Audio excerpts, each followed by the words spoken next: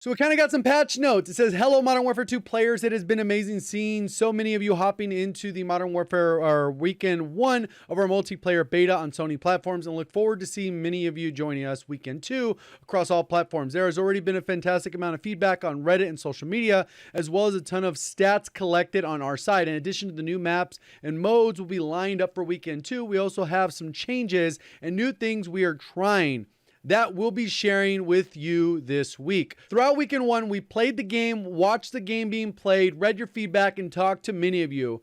At a high level leading into weekend 2, we have fixed various crashes, which is good always, addressed a few gameplay exploits, those like wall breaches and stuff like that, and then we got patched some map geo and lighting issues. There were some specific maps where there was a dark hallway. You literally couldn't see the person standing there, so hopefully that's addressed. And then updated progression for some gunsmith related bugs, and I'm not sure exactly how that works. And then here are some things we have heard from you. Obviously they hear it, but doesn't mean they're necessarily going to do anything about it. And then some things, maybe they'll make some tweaks. They'll find a compromise and have a middle ground. Currently within, it says minimap or dot rules.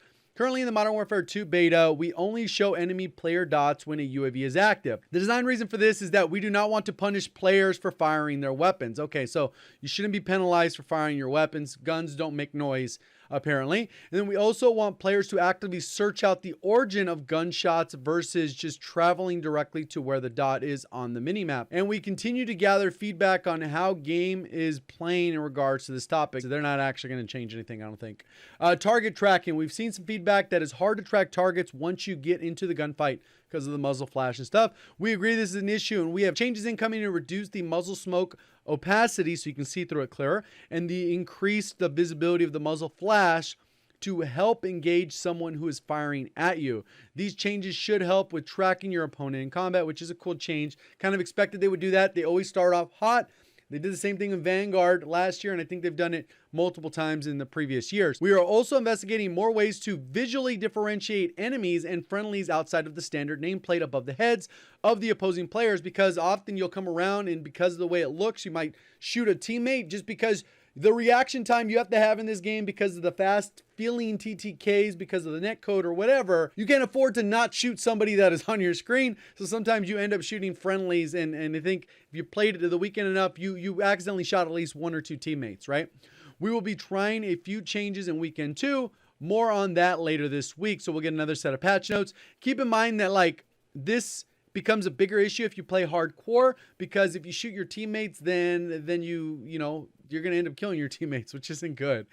User interface. We've seen the feedback around difficulty in editing perk packages, managing loadouts, and accessing the armory.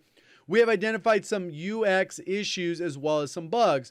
These are more things we won't be able to adjust in time for the beta, because UI is apparently like a very technical process, way more complicated than you would think, at least from talking to people from the studio weekend 2. But they're on top of our mind ahead of the launch, so we won't see what that looks like at all until launch. Perks. We've seen various feedback on the perk package system. Some players love it and others feel it's unnecessary departure from the original system. I am of the second mindset, where I think it's an unnecessary change. We feel it's a nice shakeup to how perks work and to general progression of the match. We've also balanced the ultimate perks to be more powerful as you earn them later in the match. We'll continue testing throughout the beta weekend 2, including drastically accelerating the earn rate of these to see how players react. Our goal remains improving the flow of all perks ahead of launch. This is just scrap it or do something like Exclusive Ace did a video about this section specifically, and I thought his idea was great, where you start with all those perks, and the Ghost would be like a weaker version of Ghost where it requires you to move. But then later on the match, you might get a pro version of that perk, and that will give you the full ability of it. So they would still function on the timings, but the pro versions would be unlocked at those various stages. So you'd have 2 versions of the same perk for the bonus perk and the ultimate perk. But will they do that? Probably not. I mean, like, it sounds good, practical, but nah. I think they're committed to this perk system. Dead Silence is another hot topic, as many players have expressed they would like to see it as a perk instead of a field upgrade for the past 3 years. We believe it is important to game health that rushers are not able to move at high speeds without consequence. Yes, they really mean that first part. They don't care about the consequence. It just means that you're not allowed to rush. Dead Silence as a field upgrade creates a balance between freedom of movement and predictability of combat. Actually, it creates inconsistency, because sometimes your opponents have footsteps and sometimes they do not, because they can activate a perk where they pull out this thing, but that's a whole other thing.